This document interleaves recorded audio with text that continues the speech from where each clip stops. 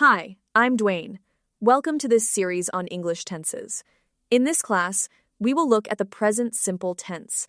I'll show you exactly when to use it, how to use it, and also what mistakes to be careful of when you're using this tense.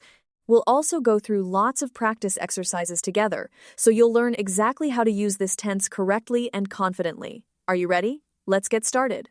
This series is about English tenses. But what are tenses anyway? Tenses are simply the way we talk about time in English.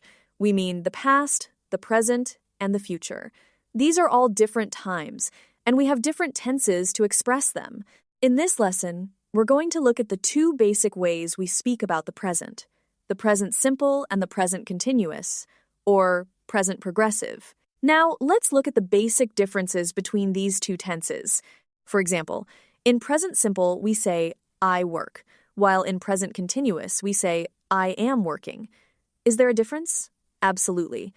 In your language, there might not be a distinction, but in English, there is.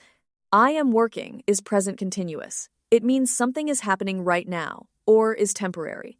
For example, right now, I am teaching, and you are listening. But when I say I work, that is in general. I might not be working at this exact second, but I have a permanent job. Present simple is for activities that are more or less permanent, like I work at the bank. On the other hand, I am working is temporary, only for a short period of time. That is the core difference. Let's focus on how the present simple sounds. Repeat after me. I work. You work. We work. They work. He works. She works. It works. It refers to a thing, like a computer. Notice that S sound at the end of he, she, it. We will look at that spelling change shortly. We use the present simple in 5 key situations. Let's cover them quickly with examples. First, permanent situations, things that are more or less always true. Example, we live in New York, or he works at a bank.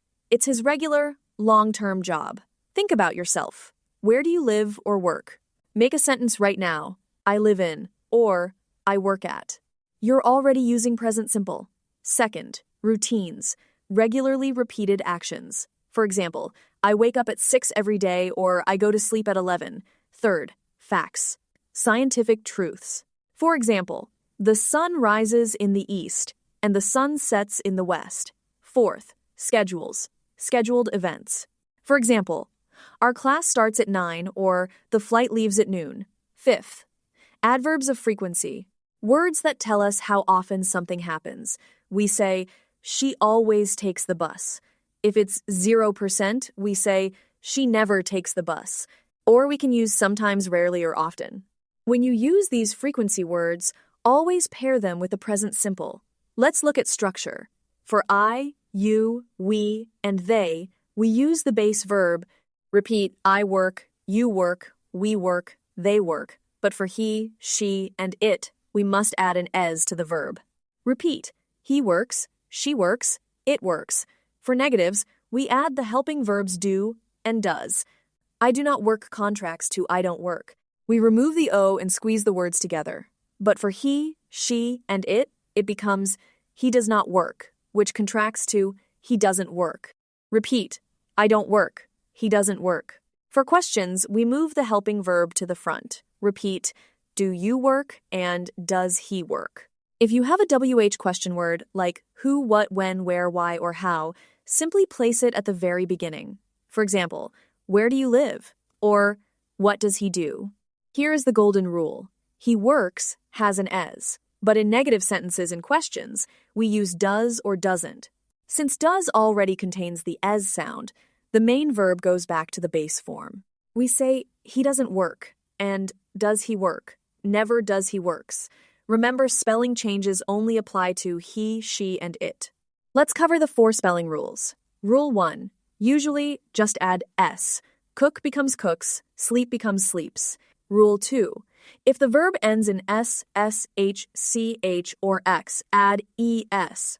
Kiss becomes kisses. Wash becomes washes. Teach becomes teaches. Fix becomes fixes. You can hear the extra syllable. Rule 3. If it ends in a consonant and y, drop the y and add es. Study becomes studies, try becomes tries. Rule 4. Irregular verbs. Go becomes goes, do becomes does, and have becomes has. In real English, we use short answers. If asked, do they need help? Don't repeat the whole sentence. Simply say, yes, they do, or no, they don't. If asked, does he speak French? Reply, yes, he does, or no, he doesn't. Match your answer to the helping verb in the question. Note that we cannot contract positive short answers. We never say, yes, they'd. Let's do a quick error challenge. Avoid saying, I am living in Tokyo for a permanent home. Say, I live in Tokyo.